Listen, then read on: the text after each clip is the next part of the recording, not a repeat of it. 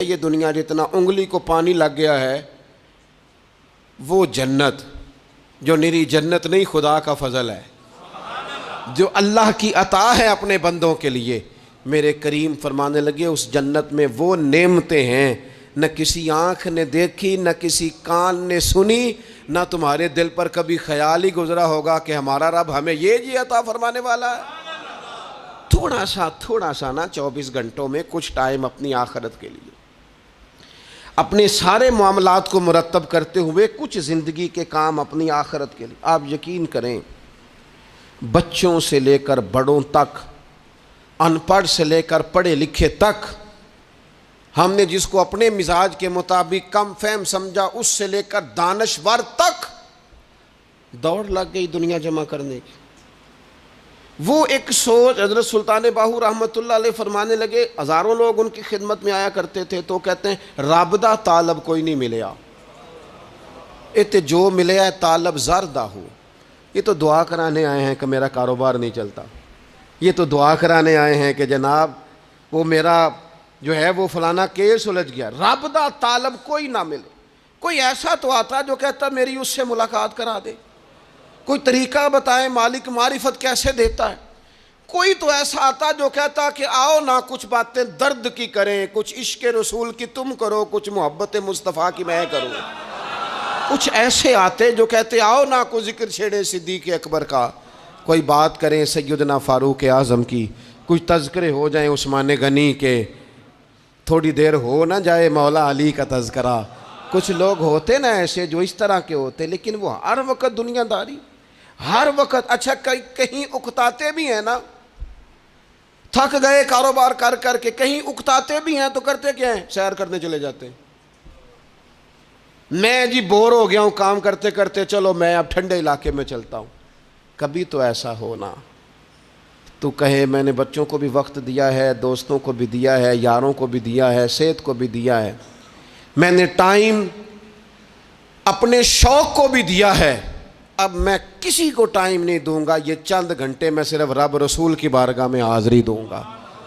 تو ذرا جم کے قرآن پاک پڑھے، تو ذرا ذوق سے درود پاک پڑھے، تو ذرا شوق سے میرے محبوب کی نعت سنے، تو سارا زمانہ بھول جائے اور تو رج رج کے دعا مانگے اپنے رب کی بارگاہ میں، اپنی پریشانیاں عرض کرے، اپنے اندر کی کیفیت بیان کرے۔ دل جو سخت ہو گیا ہے، ذہن جو سخت ہو گیا ہے، جو طبیعت میں وہ نورانیت نہیں آ رہی، اس کی تو بات کرے، تو اپنے رب کی بارگاہ میں معافی کا سوال کرے، تو اس سے قیامت کے دن درگزر کرنے کے لیے عرض کرے، کچھ تو ایسا ٹائم نکلے۔ لیکن دوستو ہم تو بالکل الجھتے ہی جا رہے ہیں۔ وہ معاملات زندگی ہیں کہ ختم ہی نہیں ہو رہے، شوق ہیں کہ ختم ہی نہیں ہو رہے، باتیں ہیں کہ بڑھتی چلی جا رہی ہیں۔ دور گزر گیا جب لوگ کہتے تھے کہ کوئی درود پاک بتائیں جس سے سرکار راضی ہو۔ ایک کی مسئلہ ہے کام نہیں چلتا، ایک صاحب آئے کام نہیں چلتا، میں نے کہا سورہ واقعہ پڑھا کریں، کہتے ہیں حضرت میں بڑی دیر سے پڑھ رہا ہوں۔ میں نے کہا چلیں کچھ صدقات دے کے دیکھ لیں، کہنے لگے بڑی دیر سے دے رہا ہوں۔ میں نے انہیں ایک اور وظیفہ بتایا، کہنے لگے یہ بھی مجھے کسی نے بتایا تھا، بڑی دیر سے کر رہا ہوں۔ تو میں نے انہیں کہا پھر میری ایک ناقص رائے یہ ہے کہ سارا کچھ کرنے کے بعد اگر ابھی تک پھر بھی آپ سمجھ رہے ہیں نا آپ کی مرضی کے مطابق آپ پر دروازے نہیں کھل رہے، پھر آپ صبر کریں، جو میرا رب چاہتا ہے اس پہ راضی رہ کے دیکھیں، پھر ذرا راضی رہ کے دیکھیں، پھر دیکھیں کہ مالک کا فیصلہ کیا ہے۔ وہ آپ کے حق میں کوئی رحمت والا فیصلہ ہی فرمائے گا، پھر ذرا انتظار کر کے دیکھیں، پھر ذرا صبر کر کے دیکھیں۔ پھر وہ کہتا وَبَشِّرِ الصَّابِرِينَ، محبوب یہ جنہوں نے صبر کیا ہے انہیں میری رحمت کی خوشخبری سنا دو۔ پھر وہ کہتا ہے باقیوں کے پاس مال ہوگا، دولت ہوگی، اقتدار ہوگا، بڑا کچھ ہوگا، ان اللہ مع الصابرین، صبر کرنے والوں کے ساتھ رب کریم ہوگا۔ پھر ذرا ٹھہر ہی جائیں، پھر تھوڑا حوصلہ ہی کر لیں، پھر اس کے فیصلے کا ذرا انتظار کر کے دیکھیں۔ ہم نہ من چاہیے زندگی کے پیچھے پریشان ہیں اپنی آخرت کے، اور آخرت کرتی کیا ہے؟ جب آپ کا آخرت پر یقین پکا ہو جاتا ہے نا، پھر لازمی طور پر انسان کے اعمال سنورتے ہیں۔ آپ یقین کریں سنورتے ہیں، 100% سنورتے ہیں۔ آپ آخرت پر جتنا یقین، حضرت عمر کا آخرت پر یقین پکا تھا نا، دنیا میں مکان ہی کوئی نہیں بنایا، پکا تھا۔ سیدنا مولا علی شیر خدا امیر المومنین بھی ہو گئے تو طامت پھر بھی پھٹی ہوئی تھی. پکا یقین تھا نا کہ اللہ نے ہمارے لیے آگے بڑی نعمتیں تیار کی ہوئی ہیں. حضور نے آ کے فرمایا تھا نا کہ عمر میں تیرا گھر دیکھ آیا ہوں جنت میں. یقین پکا تھا نا بڑا کچھ ملنے والا ہے.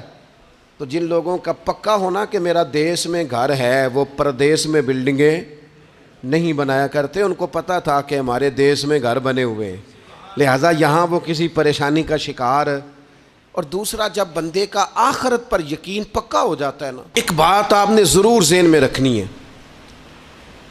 ہمارے محدثین نے لکھا ہے جس بندے کا صرف دنیا داری میں جینے کا مزاج ہو جاتا ہے نا وہ بزدل ہو جاتا ہے, اور جس کا خیال ہوتا ہے نا زندگی عارضی ہے, صبح قیامت دوبارہ اٹھوں گا, وہ بندہ بہادر ہو جاتا ہے.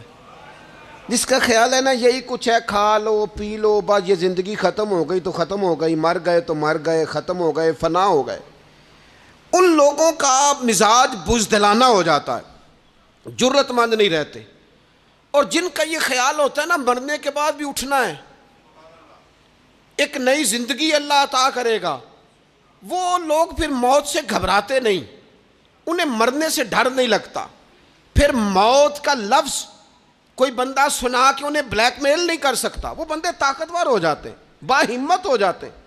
حضرت جابر بن عبداللہ فرماتے ہیں, بخاری میں حدیث ہے, فرماتے ہیں ایک احد والے دن نا ایک صحابی کھجور کھا رہے تھے, تو کھجور کھاتے کھاتے انہوں نے نبی پاک صلی اللہ تعالیٰ علیہ وسلم کی خدمت میں عرض کی, حضور اگر میں آج شہید ہو جاؤں تو کہاں جاؤں گا؟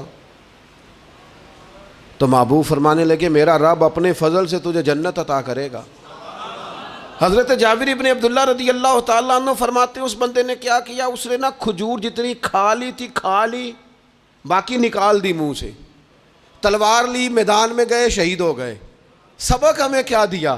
کہنے لگے جب مرتے ہی اللہ تعالیٰ جنت عطا کرے گا, پھر کھجور کھاتے کھاتے رہنے والی دیر بھی کیوں کرنی ہے؟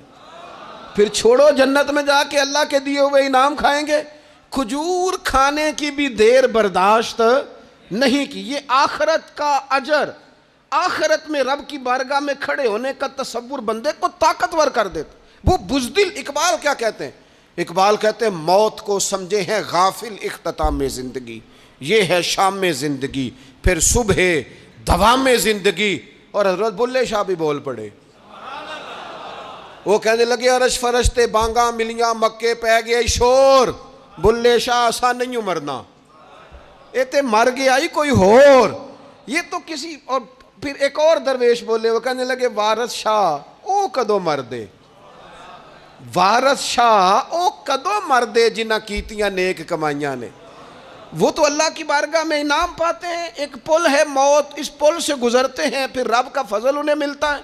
میں کئی دفعہ کہہ چکا ہوں, پھر کہتا ہوں, یہ جب بہت ٹینشن بن گئی نا, ڈپریشن بہت بڑھ گیا, کووڈ-19 کے دن تھے, کرونا کے, تو مجھے ایک سرکاری ادارے میں بلایا گیا جہاں اس عملے کو میں نے گفتگو کرنی تھی, اس عملے سے جو مریضوں کو دیکھ رہا تھا. کہنے لگے مجھے وہاں کے جو ہیڈ تھے, کہنے لگے پیر صاحب بڑا ڈپریشن بڑا ہے, لوگ ڈر رہے ہیں. وقتی طور پہ خوف بھی بڑا تھا. تو میں نے ایک صاحب سے وہاں کہا کہ اتنا خوف کس بات کا؟ کہنے لگے جی مجھے تو زیادہ ہجوم آ جائے تو میرا سانس نہیں نکلتا, تو قبر میں تو کھڑکی کوئی نہیں, تو تصور سوچ سوچ کے میں ڈرتا ہوں. تو میں نے کہا ڈاکٹر صاحب ماں کے پیٹ میں جو رب آکسیجن دیتا ہے وہ قبر میں بھی دے گا. تو انہوں نے آپ کی طرح سبحان اللہ نہیں کی, کیونکہ وہ ڈاکٹر صاحب تھے نا. سیانے بندے کو سمجھانا بھی کافی سیانے بندے کا کام ہے, وہ زیادہ سیانے تھے. لیکن نا سوتے کو جگانا تو کام ہے, اور اگر جاگتے کو جگانا پڑ جائے تو بہت مشکل کام ہوتا ہے. وہ ڈاکٹر صاحب تھے, وہ کہنے لگے جی حضرت صاحب وہ تو ماں سانس لیتی ہے تو وہ بچے کو جاتا ہے, وہ آکسیجن ماں کے سانس کی بنیاد پہ ملتی ہے, تو قبر میں وہ کیسے ہوگا؟ میں نے کہا چلیں ٹھیک ہے ڈاکٹر صاحب, آپ کی یہ دلیل بھی مان لیتے ہیں. وہ جو انڈے سے بچہ نکلتا ہے وہ چاروں جانب کوئی سوراخ ہوتا ہے؟ ڈاکٹر صاحب نے قلم چھوڑ دیا, رکھ دیا. میں نے کہا چلو یہ بھی بتاؤ زندہ ہی نکلتا ہے؟ کہنے لگے بالکل. تو میں نے کہا سونا بھی نکلتا ہے؟ کہنے لگے بڑا ہی پیارا ہوتا ہے. میں نے کہا انشاءاللہ جب ہم قبروں سے نکلیں گے مصطفیٰ کا صدقہ, یوم نحشر المتقین الی الرحمن وفدا, رب کہتا ہے تم جب نکلو گے نا قبروں سے متقین متقی مومن جب نکلیں گے تو رب کی بارگاہ میں مہمان بنا کر پیش کیے جائیں گے. اے رب دے پرونے ہون گے قیامت میں، وہ مہمان بنا کر پیش کیے جائیں گے اللہ کی بارگاہ، مہمان بنا کر. دوستو قبر صرف دوزخ کا گڑھا نہیں ہے، دوزخ کا گڑھا بھی، لیکن اس کے لیے جس نے دنیا میں رہ کے صرف دنیا کٹھی کی، آخرت کے لیے جمع کچھ نہیں کیا، اور جس نے یہاں رہ کے وہاں کے لیے کوشش کی، صبح سے شام تک ڈرا کہیں میرا رب ناراض نہ ہو جائے، کہیں حضور کی بتائی ہوئی حدیں معاذ اللہ مجھ سے کراس نہ ہو جائے. جس نے محتاج زندگی گزاری اس کی قبر گڑھا نہیں، کھڈا نہیں، بلکہ حضور فرماتے ہیں روضۃ من ریاض الجنہ، اس کی قبر تو باغ ہے، باغ. ایک منٹ کے لیے صرف سوچنا، بندہ فوت اور سیدھا اسے باغ میں چھوڑا ہے کوئی، باغ ہے قبر، باغ.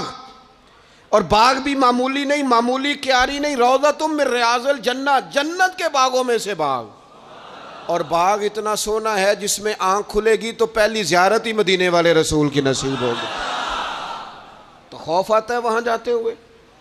پہلے بھی میں نے کہا تھا، پھر کہتا ہوں، او مرحوم آسی نے کہا تھا آج پھولے نہ سمائیں گے کفن میں آسی، او قبر کی رات ہے ان سے ملاقات کی رات.